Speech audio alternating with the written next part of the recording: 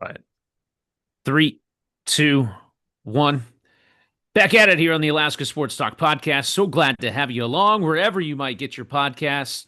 Unlike Frodo Baggins, who made an appearance, you He know, did. Frodo Bag. I was sworn to we're secrecy. back.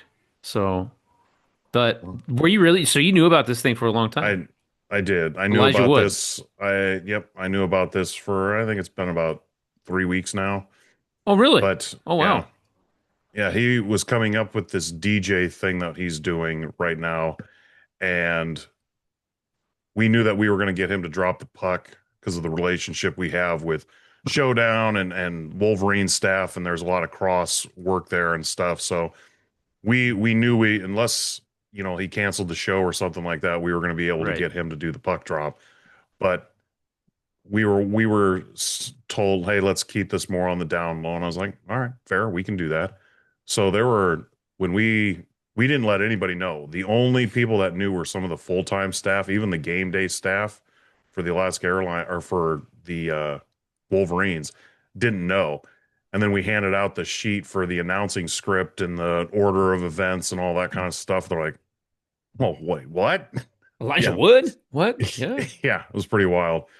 So it was fun. And then after the game, what was really cool is a bunch of the Wolverines full-time staff. We got out of there about 10:30ish. Well, his DJing thing was technically getting over at 11:15. So we went over to Right. Bear's Tooth Oh, and okay. we checked that out. That was a lot of fun. I was definitely a little overdressed. Let's just say it that way. I'm in a shirt and tie, suit and tie, and you walk in and it's this forest fair type feel of DJ stuff, and I'm going. I Whoa. had a few people looking at me real funny, like What are you doing here, guy? what is this guy doing here? What is this guy doing here? And then I was ended up being like de facto security towards the front because they let us in the back area over there because we had Oh, been okay. talking with Yeah. those guys. So before everybody could rush the stage after the thing was over, I just kind of turned my body this way and people just kind of stood away. So it's Just dual kind of purpose. That's why I wore back the up. suit. Yeah, Yeah. that's where I Just wore the suit. yeah, yeah, yeah. There's a Yeah. reason. No, that was cool. That was a unique thing, man. I never It thought was. that. I mean, that's a really cool promotion that you came up and did, and that puck drop. I mean, The crowd I went crazy. I bet. It was so loud. It I bet. was deafening. It was Yeah. it was wild. Yeah. I mean, that was a pretty unique thing. I think it's all over your guys' social media, Wolverine stuff. So, like, Yeah. if you haven't seen it, you can go check out Anchorage Wolverines Facebook or Instagram or anything like that, and you can see Elijah Wood, aka Frodo Baggins. At least that's probably his more popular role. It is. I think I was looking at his like filmography. I didn't realize he appeared in Back to the Future too. Like, Really? yeah, he has like a I small didn't know role in that. it. I'm like, oh, that's interesting. Okay, learn something new every day. I So, walked him I walked him back. I walked him back to the elevators in the Sullivan and I was chatting with him. I'm like, you know what? The weird thing is, it's like a week and a half ago I watched the movie The Faculty yeah. on Paramount Plus, and I had forgotten that he was in it. It was just something that I Oh, had on really? in the background. Then all of a sudden I turn and I'm like, oh, Wait a minute. that's Elijah Wood. He started. He had a good chuckle over that one. He goes, boy, that was before Frodo and all those things. I'm like, yeah, Yeah, yeah, it yeah, was. it is. Yeah. I couldn't tell you a movie he's appeared in lately, though. I mean, I Yeah, I don't like know. I say in the last 5 years, if he's been in one, because I feel like his DJ life is probably taken over what he's doing. And No. actually, it was really good. It was a lot of Yeah, fun. that's I cool. actually I posted a couple, no, one. I think I posted one video of the of him and his partner DJing at there on my Facebook and Instagram. It was pretty cool. That's cool. That Yeah. is cool. Uh, hey, forgot to introduce ourselves. Isaiah Vreem, Keaton Homer along with you. Got Jumping into, right into it. Elijah Wood, and just like, oh, cool, whatever, So Starstruck. you don't have any other like random, you know, guest celebrities drop it in, do you? No, Not, not that I'm no, aware of. you're not speaking, but you are able to Not do. not No. not for the rest of 2025. Ah, You never know what could happen in 2026. You all just right. never know. You Okay. never know. Well, you have to go to a Wolverines game to find out. Yeah, you'll So have to find out. have to find out. So there you go. Obviously the Anchorage Wolverines taking place. They've won like what now 5 of their last 7 games or something like that. Yeah. So they had a good weekend this past week. UAA Volleyball picked up a couple of huge wins. We'll recap some of those matches against top 25 competition. UAA men's and women's basketball also got underway. And high school volleyball taking center stage this week as state championships happen for high school volleyball. Region championships just wrapping up this past week as well. And look who it is. It's Brad. He's maybe Hey, gonna it's Brad. maybe he's coming on here. Brad is our inside guy for volleyball, so I'm glad he's able to make an appearance here. Maybe. We'll see what Brad's iPhone does. Do you think Is he he Uber knows? driving? Is Yeah, he Uber right, driving? right. Are you driving right now? Is that why you can't turn the camera on? Like, I don't know. Don't know. Uh, he's muted, so I feel like Brad could be talking and we don't know. But uh I'll give it a moment. Ah, Oh, there there he he. is. Hey, what Uh, are you in a Ah, box? I'm at my desk, but I'm trying a new thing. I'm not having other things on my desk, but I do have the 4A bracket, and I do have the NFHS schedule. So I'm making progress. I've been studying. You've been studying. been Okay. Yeah. study. That's good. That's good. That's good. Being prepared for broadcast is very important to, know what you're talking about prior to I was going on the air. I was watching Green Bay for a while, and I went into a Oh, coma. Well, yeah. that wouldn't been too hard. That was a pretty boring game. I'm not gonna lie. I'm It just was I'm just glad the Seahawks are my favorite team. Have you seen? They're crazy. yeah, right here. That's Right what here, happened. everyone. Right here. Seven Yeah. and two. Uh, I went to Gonna who go would Washington have beat up the thought? State. Ram gonna go beat up the Rams this Sunday. Who would have thought? Yeah, 7 and Oh, 2. I thought No, you just didn't. like Oh, that. you're a liar. That's a I lie. Gave thought up no, on I Iowa. did. I thought we Yeah. were gonna be Iowa. Hey, They almost pulled the they upset almost pulled the upset. against They Oregon. had Oregon, they had them, and they let them win. Let him off the hook. They let them off the hook. The old Denny Green thing. Yep. We had them and we let them off the hook. And that's exactly what Iowa did. They were who we thought they were. Yeah, Yeah. exactly. That's Yes, exactly right. exactly. Uh, High school volleyball wrapped up their region championships last past weekend. South winning the Cookielet Conference region championship. Do we want to go to the 3A bracket or 4A bracket to start? What do we think? Well, I like that 3A bracket. Or the All right. 4A because I got it right in front of me, and I also got some thoughts from regions because hate to say it, Keaton, and I know you're a fan, but Chugiak really showed themselves well. They and again, it was one of my favorite players. Is it Kelly? Elise Kelly. Yeah. Elise Kelly. Oh my gosh, she is so good. She just carries that team, and they have certainly other good players. But if you get a chance to go to the state tournament, you want to see Chugak play because she is a freak of nature. I mean, she is. She's not your typical outside hitter. Oh my goodness. I mean, I'm being generous to say maybe she's 5'5", maybe. Yeah, But she can get off the floor yeah. and she's got some power. So, What do they say? Pound for pound, as good as anybody. So Yeah. yeah. in Yeah. that case, good things come in small packages.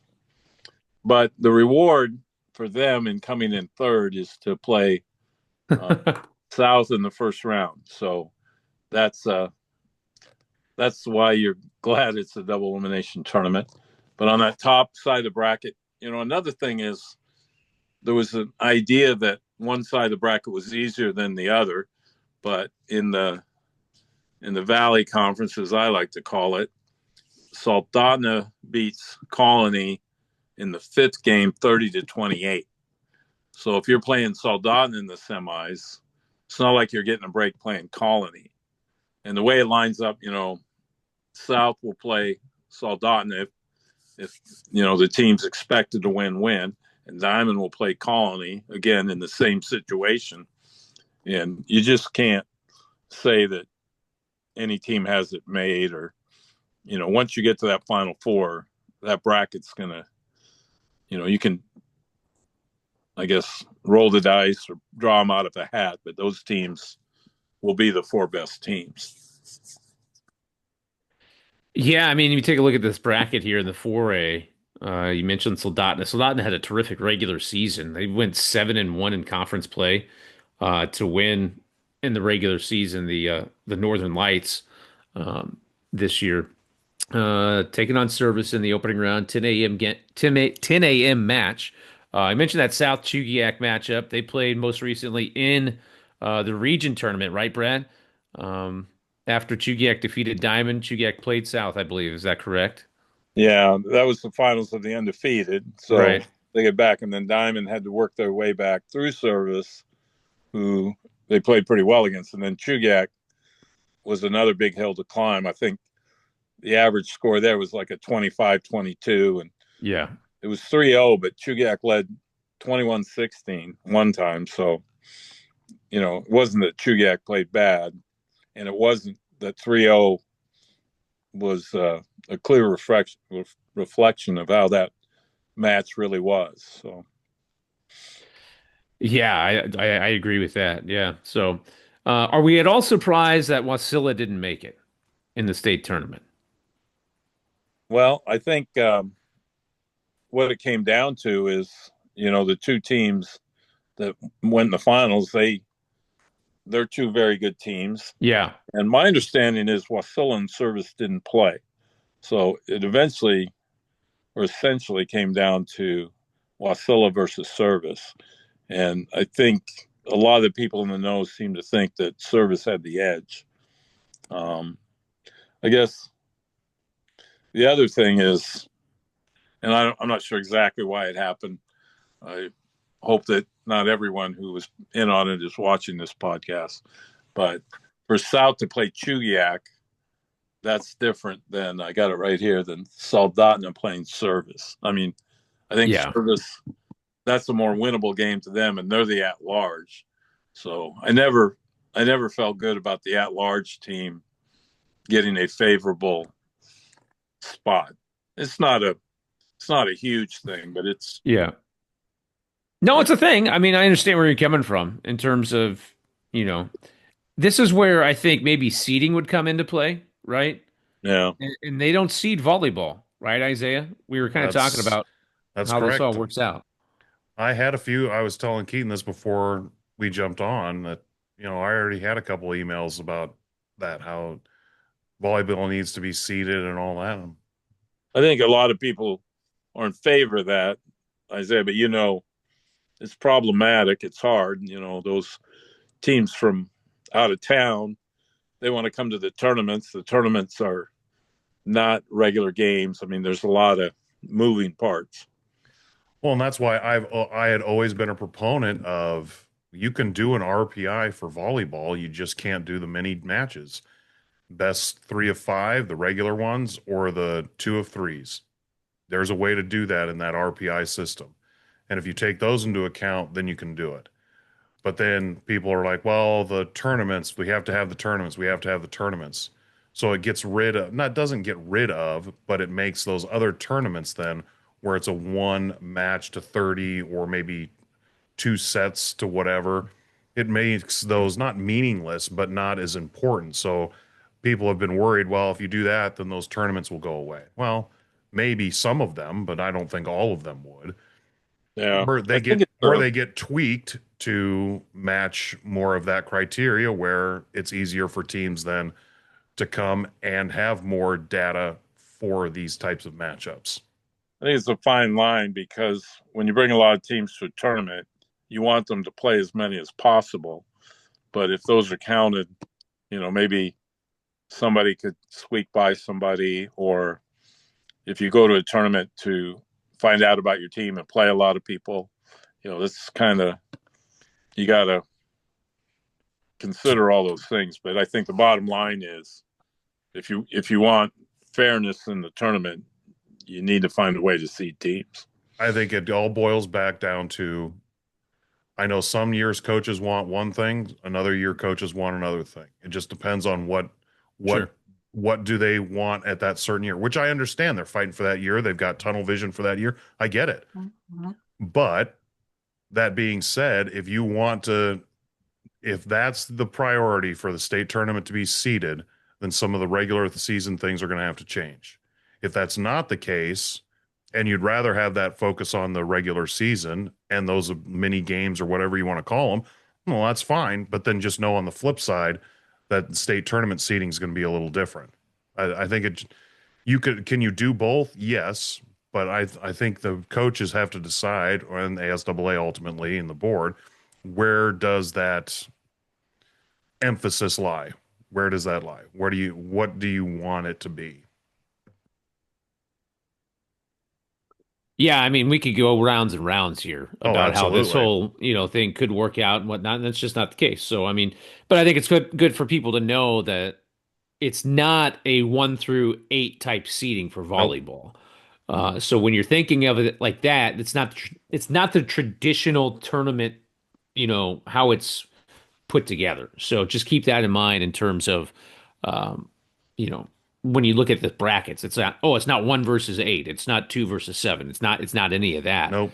No Um, matter how you do it, there's going to be one or two people that don't like it. oh, Oh, sure. Of doesn't course. matter which way. Yep, Right. Yeah. absolutely. It's actually, and if you go to the ASAA handbook right now, you can actually see what it is for next year Right. because they do those rotations and they're Right. posted in there. So, I mean, what was it? 3A basketball and 2A, 1A, 2A, 3A basketball was like that for years. Right. They did the conference thing. Yeah. Yep, they did the Yeah. conference rotation Yeah. for years. Yeah. So, 1A seeded, all basketball is seeded. Yep. but 1A is virtually impossible. Like a team will play 8 games. Well, the 1A and 2A tournament have a seating committee, and it's made up of the different areas to a certain extent of knowledgeable people in those areas because the cross number, you can't run an RPI for 2A and 1A. There's Right. not enough crossover games. There just isn't enough data. So what the seating committee has done for basketball is they'll meet and they'll seed, usually that's just the top four, and then they'll start placing teams in other places so that you don't have the same conferences lined up against each other, teams in the same school districts lined up with each other, and things like that. So it is seeded 1 through 16, but there is some eye after those top 4 to 6 seeds on some of those things. And then for 2A, you can do a little bit more of the crossover. It's not really a straight RPI because they don't have one, but that group is a little bit more. That's a little bit easier to just seed off of some of the records and the data that's there. Yeah, I think that gives good insight on seeding, but I think 3A deserves our attention here before. Yeah. No, totally. I agree with you. Let me give you the first round matchups again, just for, sake of practicality here. 4A bracket Yep. starts at 10 o'clock. Soldotna service, South and Chugiak at 11:45, Juneau and Diamond at 1:30, and Lathrop and Colony at 3:15. These games start on Thursday morning, by the way. Thursday, Friday, Saturday. Saturday being the championship game. Uh, 3A bracket for this year. Sitka and Kenai will kick things off, followed by Valdez and Nome. Barrow and Monroe, and Nikiski and Kotzebue, rounding out this year's 3A bracket. Uh, I know that Valdez, they ended up winning their conference, and I know that they were, a team last year that was exciting to watch, and now they get the chance to, go back and make some noise uh, in the 3A portion of the tournament. So it'll be 3A volleyball is fun to watch because you don't get to see a lot of these teams, and then you get to come in and see them for 3 days during the state tournament and see what they're all about. But it should be a good 3A volleyball tournament as well. Brad, is there any team in 3A that maybe we should keep our eye on? Kenai, obviously, a team that's been a powerhouse in volleyball in 3A over the years. Yeah, our buddy Nick, I thought said it well when he talked about the Peninsula really being a hotbed for volleyball with Kenai and Nikiski, and that's they were very competitive with 4A teams. And then I keep thinking back to the Valdez and Nikiski a year ago. From Yep. Yeah, yeah. got a good recall there that they went to the fifth, and it's not always that 3A catches similar excitement as the 4A, but that sure seemed to be the case last year. Yeah, that was an exciting state championship volleyball match between Nikiski and Kenai.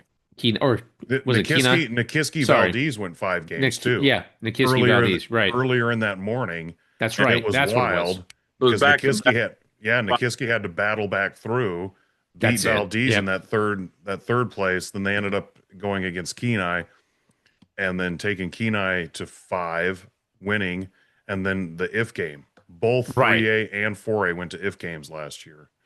Yeah, it was crazy. So That was wild. that was wild. It was wild. Hopefully, there's no if games this go around on Saturday, given everything that's happening at the Alaska Airlines Center. I wasn't going to Like, say, I'm not jinxing that. I'm not jinxing man. that. I know I can't all believe- about yeah. what happened last year on that. I think- Oh, man. Not Let me exactly. tell you what. Where you play a half an hour more to decide it. But I think, one of the neat things, and I think this is true in athletics, and that is when you're back to serve and it's 23-24 all, and it's on your hands. I think Yeah, that's pressure. the valuable experience when you have to make a perfect pass, when you have to decide whether you're going to swing out or tip. I mean, when you dive and take one right off the floor, and it's a pressure moment. That's so much fun to watch. It is. I mean, you're exactly right. I think, just knowing what's on the line there in that situation. Yeah. I mean, how do you want to play it out? And it all starts with that serve, right? The person serving the ball. Absolutely. If you don't get it over, it's over. But Yep. But what I heard too on that is, sometimes you want someone to take a team serve and just get it in, do whatever you can. Right. Yeah. But at a higher level, if you take a team serve and they have a good pass and then a good set, that's giving it away too. That's almost like hitting it in the net because you're really allowing that other team to run their offense. So Right. Yeah. sometimes people see a low serve that gets just off the end line and they think, you got to make your serves, but there's a kind of a happy medium. No, I agree with you there. Yeah. 100%. But we'll see how everything shakes out on Thursday, Friday, and Saturday. Don't forget, Saturday, it's going to be a crazy day at the Alaska Airlines Center. So just keep that in mind if you're going to the state championship games. Saturday, there's also the Alaska Hawaii Challenge, the Division II basketball kind of mini tournament with Chaminade and Hawaii Pacific coming up to play. So those are happening on Saturday evening, right? I think the first game's like at 5:15, second game's at 7:30. So you're going to be catching the tail end. If you're going for basketball, you're going to catch some of the tail end of the volleyball. Volleyball is going to catch the beginning of basketball. So it's going to be an interesting, shuffle here Well, on Saturday. So. With Very much so. With that schedule and with UAF coming down, I just like it in a lot of ways because the fact that they don't play each other, you get to watch both those teams. You don't get to watch Fairbanks nearly as much, but the pressure of that rivalry, they don't need to play each other 3 or 4 times in a year. That doesn't need to be like a regular tournament. We're going to go watch them play variety. They're going to switch them up both days, but there's going to be those 2 games are going to be enough in themselves. So. Yeah, those are going to be some fun times. We'll touch on college basketball here in a moment too, but you can get your tickets online for volleyball, ASAA365.com. Get them online, or you can get them in person as well at the Alaska Airlines Center. Thursday, Friday, Saturday should be some fun times. If you can't make it, games will be on the NFHS network. I know that Brad Lowers is going to have a lot of games, so get the tea ready. I do have the tea ready, and I'm taking my naps regularly. Okay. All right. Good. That's a good thing. Just don't nap during the match. That's No, that'd be. it's been known to happen. Oh, okay. I tied, Don't say that. Oh, I tied Isaiah's record. I yeah. fell asleep in 2 different church services. Oh, wow. Oh That's yeah, impressive. yeah. Not throwing me on that. Uh-huh. No way. Oh, you only have one service. Yeah, it's Uh, it's one service. I'm only sleeping in one. there you go. There you go. We'll stay in high school for a second because I want to mention this. I saw this past weekend in high school hockey that Service beat West. First time that Service has beaten West in more than 7 years in hockey. They won 7-2 over the West Anchorage Eagles. The last win, I think, was way back. When I say way back, it's not way back, but I mean 2018. October 25th of 2018. It was a 5-4 win for Service. So the last 15 games that they have played against one another prior to this one, West had won. So shout out to the Service Cougars as they get to 1-1 on the season. South is at the top right now, early on at 3-0. Chugiak is 2-0. Diamond 2-1. Service 1-1. West 1-2. Eagle River and Bartlett still looking for their first wins of the season. So hockey season is underway as well. Turn our attention up a level. We'll go to college. UAA Volleyball. They had a couple of big matches this past week on Thursday and Saturday against top 25 competition. They were taking on the 8th ranked Red Leafs of Simon Fraser on Thursday. And then on Saturday, they played the 14th ranked Western Washington Vikings. And I'll tell you what, that was crazy, especially on Thursday night when it looked like the Seawolves, they were down and out. They're down 2-0 going into set number 3, and they pull off the reverse sweep. Just couldn't believe it. I mean, the way it complete 180, and I can point to one move that Stacy Meisner had, and she put in the freshman from Diamond, Alicia Sapon. And she came in, and there was some energy and some switch that completely flipped, and that kind of got the tide rolling. And as soon as they won set 3, they still had to win 2 more, but you could kind of feel this momentum shift as soon as she came in, and that's one of the rare times where you can point to like a true coaching decision won you the game or won you the match in this instance. And her coming in to play really was the catalyst for UAA's comeback against Simon Fraser. And then on Saturday, the Seawolves taking on Western Washington. It's gone back and forth between the Vikings over the years. Western Washington won in Bellingham earlier this year in 4 sets. Seawolves defend home court as they take down the Vikings in 4 sets this time. Lee Ivankina had one of the greatest games. She had a career high 25 kills for Lee in that game against Western Washington. So her hit percentage was a career high as well. I think she hit somewhere like a .35 something hit percentage. It was a great hit percentage. Tia Allen had 15 kills. Emma Beck had 12 kills. It was another double-double, by the way, for Tia Allen as well. I think she had like 18 digs to go along with her 15 kills. So the 2 huge wins for UAA, because you look at the GNAC standings, pull those up for you here really quick. They keep pace at least a game out from UAF and UAF, Western Washington, Simon Fraser, all a game ahead of UAA. So Seawolves are 10-4, Simon Fraser at 11-4, UAF at 11-3. Then there's Western Washington and Central Washington. Central Washington now the top team in the GNAC, and they're not even ranked. So Western Washington, UAF, Simon Fraser, all ranked in the top 25. I'm sure Central now will be ranked in the top 25 after this week. But Seawolves keeping their chances alive, trying to make the NCAA region tournament. So it'll be a fun time. Just to follow up on your comments on Alicia Sapon. So she was the Gatorade, and she's pretty undersized, but she played spectacularly her senior year where balls just didn't hit the floor around her.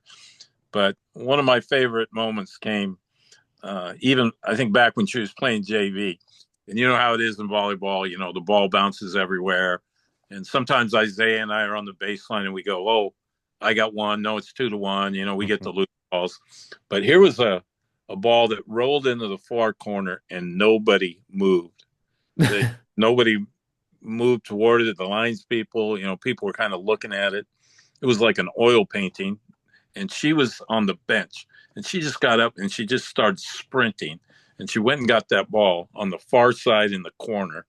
And I just decided, boy, I like that energy. And she's just one of those vivacious people. I could see how she helped turn the tide. And just sounds like, you've been able to watch them. Sounds like more of us need to get out there and catch up with this year's edition. I'll speak to the fact on her hustle because the Seawolves are doing the starting lineup on Saturday against Western Washington, and everybody that's getting announced has a volleyball in their hand. And for whatever reason, Alicia Sapon and I'm trying to remember who else did.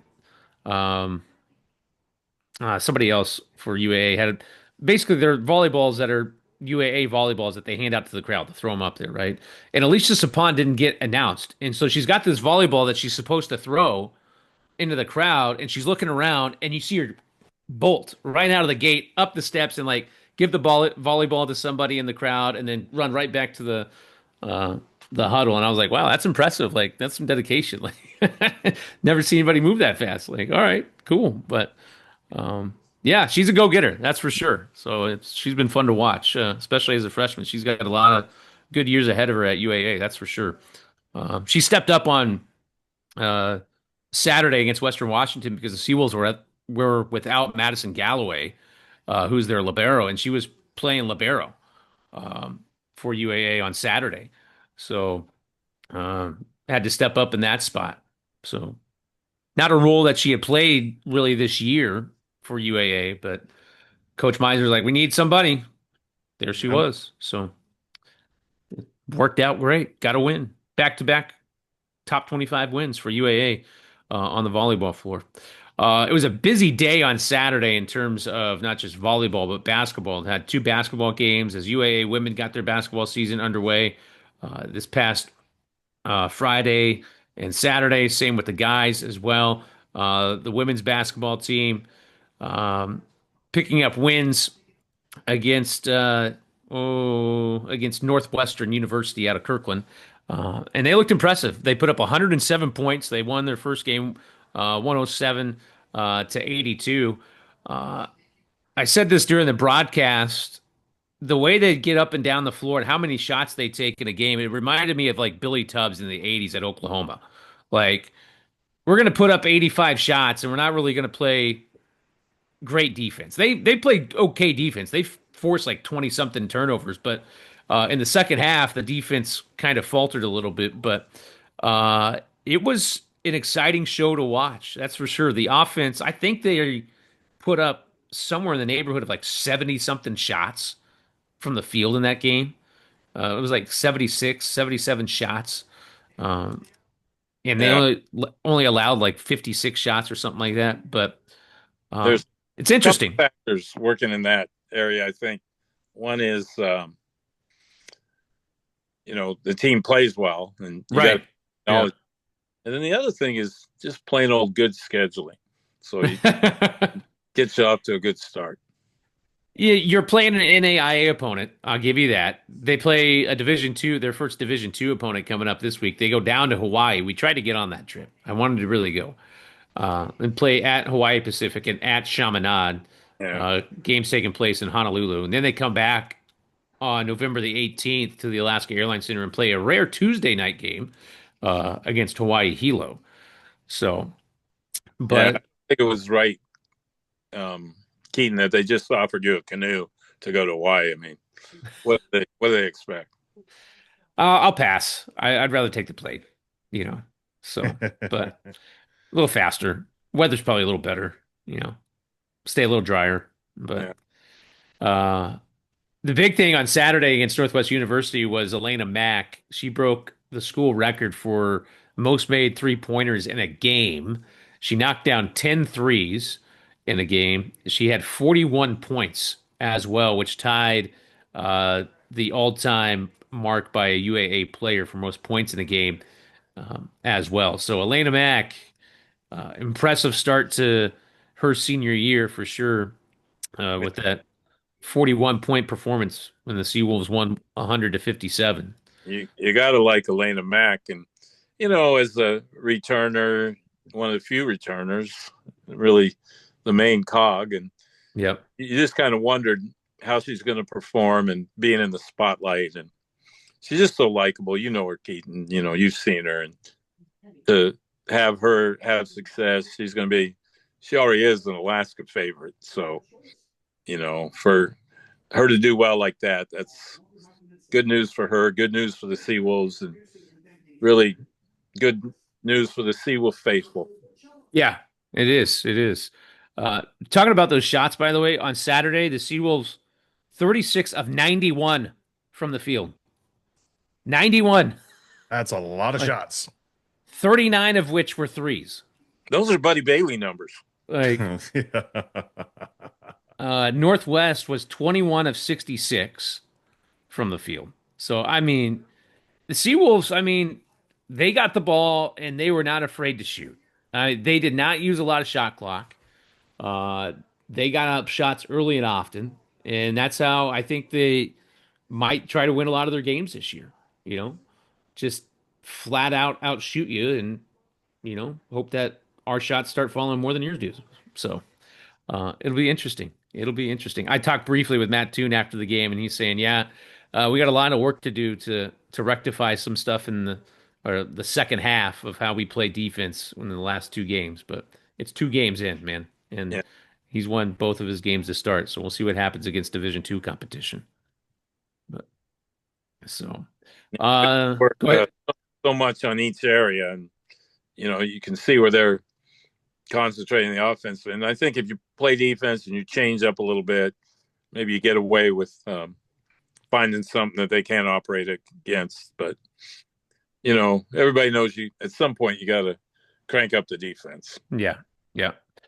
So we'll see what happens on the road this time.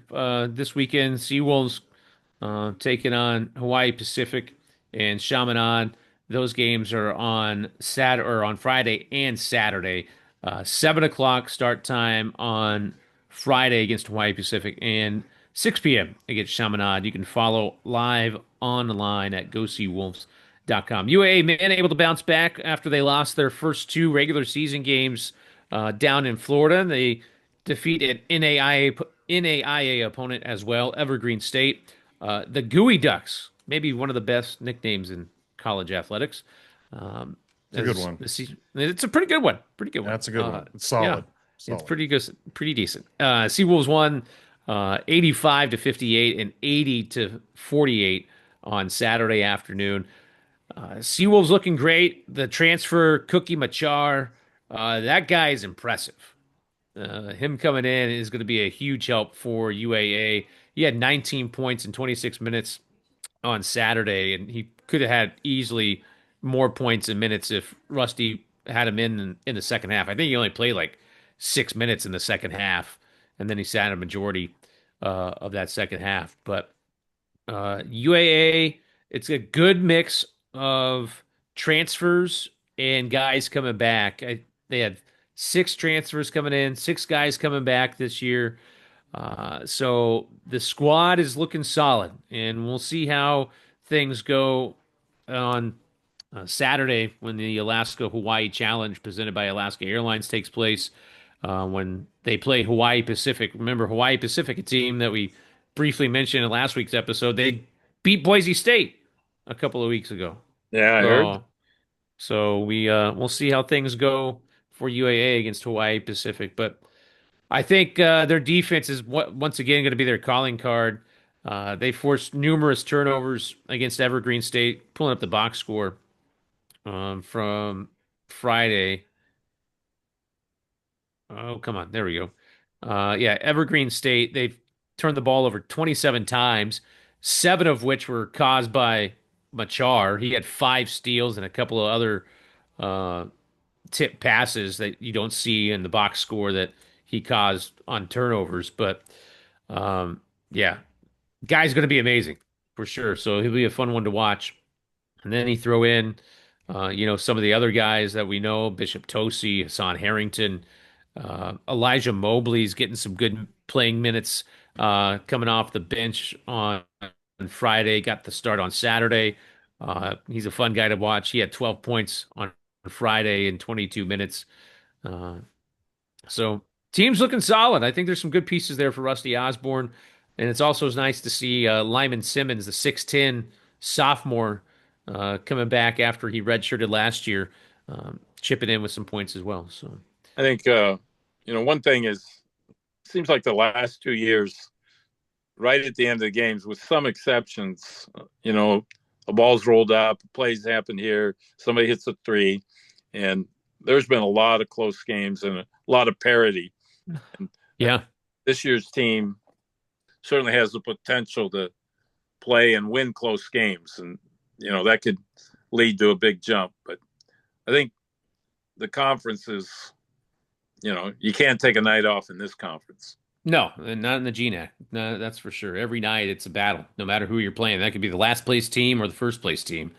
So when conference play rolls around, it'll be interesting to see. But Seawolves getting back into Division II competition this weekend again at home on Friday. It's in the Ox Gym. Just keep that in mind. Like, don't wander down to the main gym. You're going to find volleyball. So otherwise, just keep walking down to the Ox. That's where we'll be. Be So, to see how that fills up, because you can fill that gym. Obviously you're not going to fill the arena. And no. if you have 1,000 people at the arena, they kind of get swallowed up. So Right. No, you're right. I will be curious to see what, kind of overflow they might have. It's You know? 900 fit in that Ox Gym. that's I good. can tell you. I know those You know numbers. the exact. I know the Yeah. exact numbers. I'm sure. Let me see if they pull up attendance from the box score really quick. How many? Because sometimes they'll post the attendance in the box score. How many fifth graders? A zero, except for a handful. That was the Friday morning game, right? I guess I should have mentioned that, but Okay. they ended up ASD pulled the plug on that. Oh, Like, but I think it was snow day Oh, they too. did, really? it wasn't a snow. It was a snow day for Girdwood, or they had bus Yeah. cancellation or something like that. But everybody else still had school There- that day. Oh, Oh, wow. So they pulled the plug on that. Yeah, ASD because of transportation and Wow. issues. They were like, yeah, we can't get, enough buses guaranteed to be able to make it there on time, yada, yada, yada. So I got an email early that morning prior to me leaving the house to go to the arena saying, hey, ASD's not, pulling the plug. So they allowed free admission to anybody that could get to the arena. And there was a handful of, kids that came with their parents um, still, which was cool, but definitely not anywhere near the few thousand fifth graders that were expected. The attendance, by the way, on Friday's game, 223 were in attendance on Friday's game. Let me see what Saturday's game listed. 501 on Saturday. So we'll see. I mean, you get UAF in the gym. Well, I mean, that's the tricky part about that Ox Gym, I will tell you. There were a few times where we knew that the ticketed numbers, because I have history of ticket attendance, that the ticketed number would fit just fine. But what we didn't anticipate, and this was an error on my part, is how many people from that don't have tickets that just wanted to watch the guys' game in the Ox Gym from the previous game stayed in the Ox Gym. uh-oh. So now all of a sudden you had, instead of the 500-600 people that were going to be in there based on these ticket numbers, we were overfilling and we couldn't fit any more people in. Right. Because we had 4 or 5 boys basketball teams that just wanted to watch that game. So they went over to the Ox Gym and just watched. So if you have UAF and a couple of the other teams in this challenge sitting there watching, then you have all those other people coming in. That's going to fill up real fast. Yeah, and it is. volleyball's been drawing really well, even when there's other things going on, and not just one school. I mean, a lot of schools draw well. But I want to remind people of a line uttered by the late, great Hall of Famer Dick Lobdell. And on a night when there was something like 223, he would say something like, a lot of the people came disguised as empty seats. That's a good one. That's good. That is a definite Dick Lobdellism. 100%. Yep, that's good. That's a good one. So anyway, a lot of stuff is going to be happening this week with state volleyball, and then you throw in the mix of college basketball happening on that Saturday, and then Sunday, all the games will return back to the main gym um, at the Alaska Airlines Center. So everything will be back to normal, but we'll see how it goes. I may have to film it, like as I'm walking into the arena and like post it on social media. Here we go. Yeah. Like, let's see how this goes. Like, Yeah, who it's knows? definitely going to be interesting. That's Yeah. for sure. It will be. I'm curious to see actually, and I need to find out because in terms of broadcast, like volleyball is going to be using the There's a s- cameras and all that there's a stuff. well, volleyball won't use the network The won't be in-house. using we won't be using I don't know what they have set up. Yeah. Normally they have the cameras up to do some crowd interaction stuff, Right. Yeah, yeah. but that's it. Now, whether they'll do that for this year or not, I I don't don't know. know. I It's wasn't good. part of those conversations, Right. but I know that there's hookups and all that in that Yeah. little platform up there. Yep. Yep. I knew that, but I was just curious. I'm like, well, if volleyball's going on, and they're doing the in-house production. Like, who's producing the UAA broadcast? I'm like, I'm sure okay. they'll have to do something because I'm sure They it'll be will. on that GNAC thing, and you're going to have to Yeah. broadcast, so they'll have to do Right. something. Yeah. Yeah. But you don't have to worry about that, fans. You just tune in and listen. So let us That's right. professionals, worry about all the logistics and things like that. Oh, Uh, logistics fun. yeah. Anything else happening in the world of sports that we want to talk about other than the Well, Packers losing? Yeah. Uh, Wolverines play this weekend. yes. Yep. Military Appreciation Weekend for Veterans Day. Nice. So, military, we're auctioning off jerseys to support some military functions and groups here in Alaska. It'll be against the Wisconsin Wendigo. The Wendigo. wind, our The wind, favorite.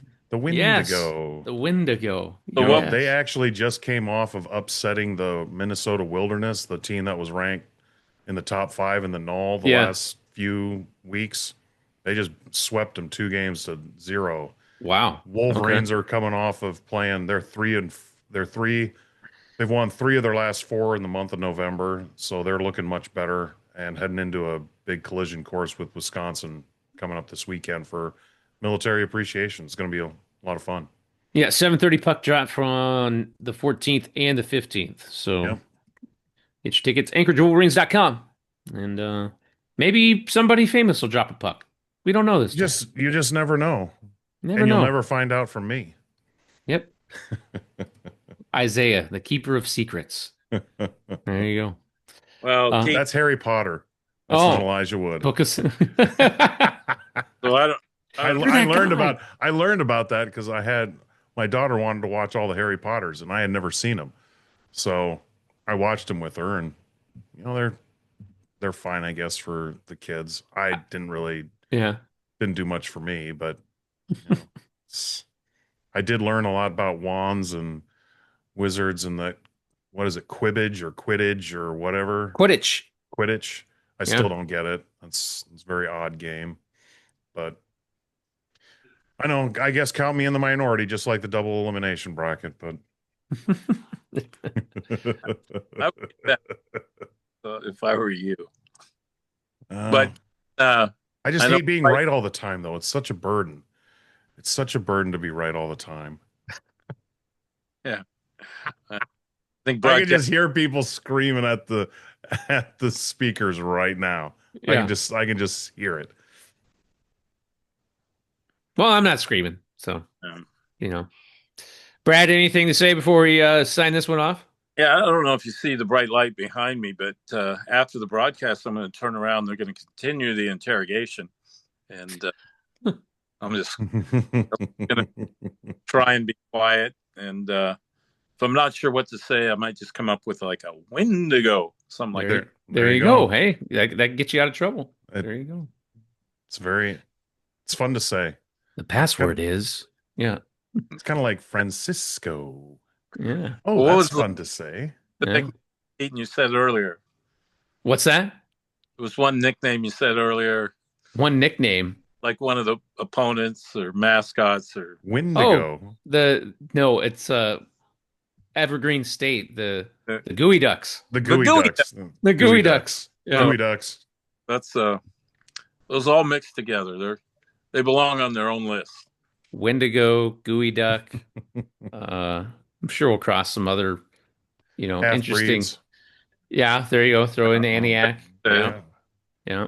So, all right. Well, All right. I think it's going to do it for this episode of the Alaska Sports Talk podcast. Remember, like, subscribe wherever you get your podcast. Give us 5 stars because we like as many stars as possible. Until next time, for Isaiah Freeman, Brad Lowers, I'm Keaton Homer signing off. We'll see you out there in the Alaska Sports universe.